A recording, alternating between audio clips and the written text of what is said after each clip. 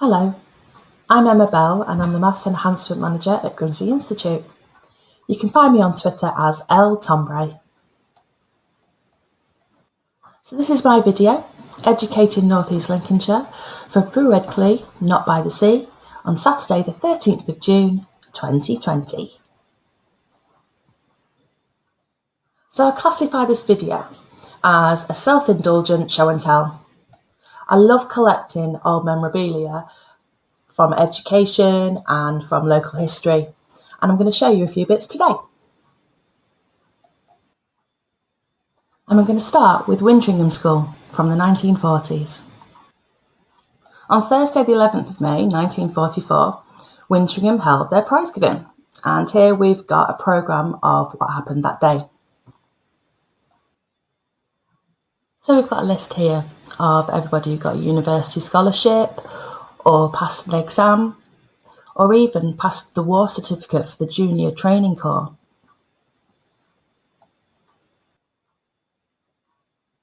They've used a key with the Cambridge High School certificates. So if a student has their letters listed with capitals or with stars, they've done a bit better. And it appears that on here, they've done some ranking as well. As we know at prize giving, there are usually a number of students that appear more than once for the prizes. It was no different in 1944. So here's Mary. Mary won a scholarship for the University of Hull, the exhibition in arts. She passed her exams and she also won the class prize.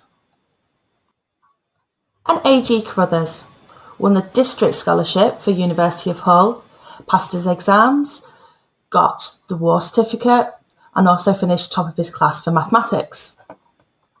I noticed that throughout the programme, whenever a female student was being referred to, they'd use her full name. But when a boy was being mentioned, it was always initials.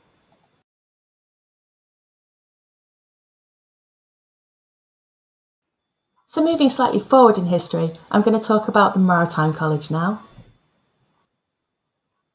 Very recently, the Humber Maritime College has been reformed and is taking students and cadets in Immingham. But back in the 1940s, Grinsby Nautical School was on Victoria Street, more or less where Burger King is now. I found a newspaper clipping that has photographs of students at the Nautical School.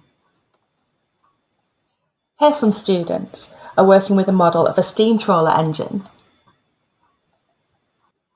Some students taking a bearing from the sun, and another class taking part on deck.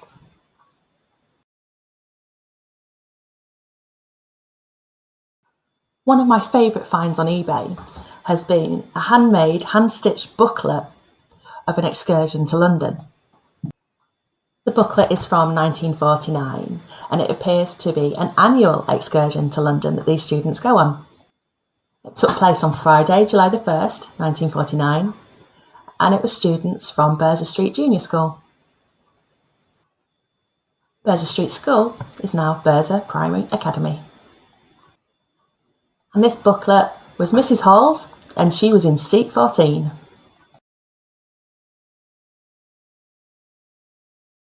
Throughout the booklet, there are lots of bits of information and maps and itineraries for the students to follow. And here we can see that they've got the train and it's direct from Cleethorpes to London. The railway was the East Lincolnshire Railway. It went through Louth and Boston on its way to London. And you can see that it just took over 4 hours. The same trip today would take around 3 hours, but there'd have to be a change at Doncaster.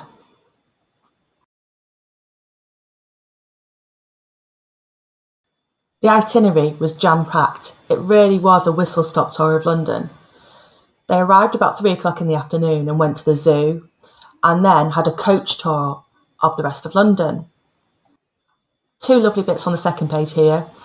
The coaches halted for 15 minutes to view the exterior of Hampton Court Palace at around about 9:15 at night when it was just about getting dark. And then later, just before they get back on the train at King's Cross, they have a tour around Theatreland to view the city lights.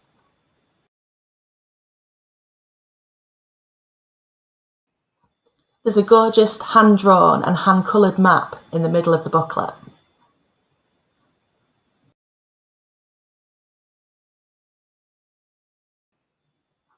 But the instructions really make me smile.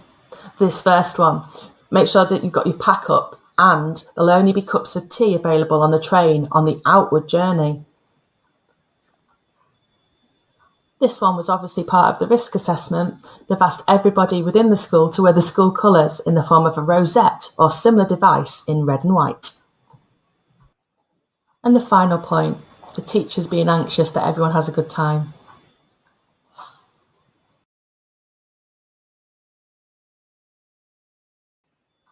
In the early 50s, there was a flurry of building of schools and educational establishments all over the country, and Grimsby and Cleethorpes was no exception.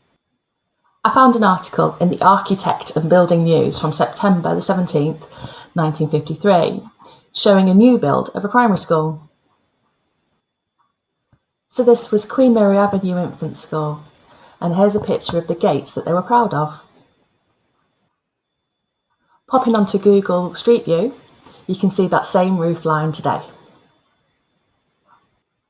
There's a nice write-up about the planning that took place. So the school accommodates 240 children, and it's got a separate wing for the reception children. It describes the classrooms, so each one has a small veranda on the south side for an outdoor teaching space. And also the classroom shapes have been planned to allow for activities to be conducted in small groups rather than formal classes.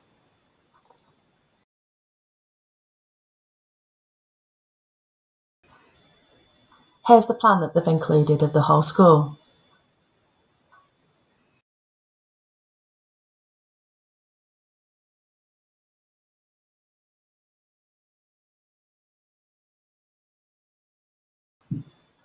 So looking at the satellite view on Google, you can see that the school has more or less exactly the same configuration that it did back when it was first built. This school is quite special to me because my best friend works there now.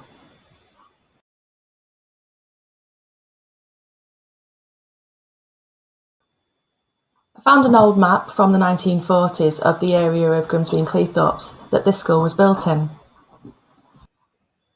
Here's the Five Ways roundabout.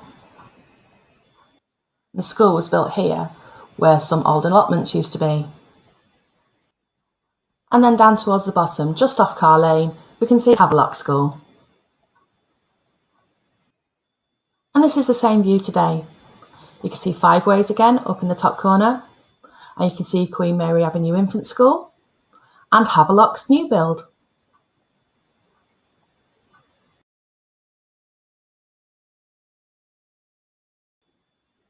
I had to include a bit of the Grimsby Institute here, but I think quite a lot of the history of the Grimsby Institute could be a presentation all of its own. So while I was looking at the old maps, I thought it'd be interesting to look at where Grinsby College is now. This is a map from the early 1900s. You see People's Park, with not many houses round it whatsoever. You can see that on the western side of the map, it's very empty, just full of fields. But you can see Nuns Farm down at the bottom on Nuns Corner. And then up towards the top on the middle, you can see the Wheat Sheaf.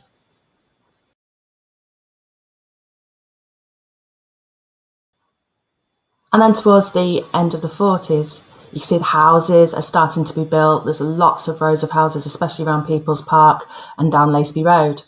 Grinsby College isn't there yet. But it's nice to be able to superimpose the old maps on the satellite view now.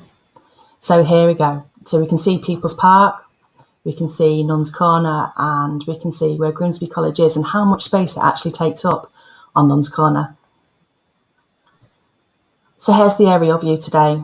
You see People's Park, beautiful and green. You see Grimsby Institute, and we can also see Almaston Maritime Academy on the left-hand side. I'm going to finish by looking at Anthony Crossland. Anthony Crossland was the MP for Great Grimsby from 1959 to 1977. And within that time, from 1965 to 1967, he was Secretary of State for Education and Science. When Whitgift School was built in the mid-70s, It was built on a road that was named Crossland Road. Anthony Crossland had a number of roles in the government, and he, for a short time, was also the Foreign Secretary.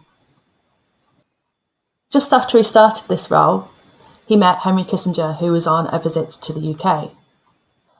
And in April 1976, Anthony Crossland took Henry Kissinger to a Grimsby Town match. The match was against Gillingham at Blundell Park, and Town won 2-1.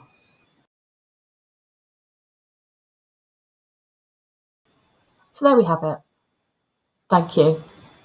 Thank you for coming on this little self-indulgent tour of my archives, and I hope to see you in person soon. Oh, and one last thing. If you do find anything to do with Grimsby or Cleethorpes for education in your loft or anything like that, let me know. I'd love to see it. Bye.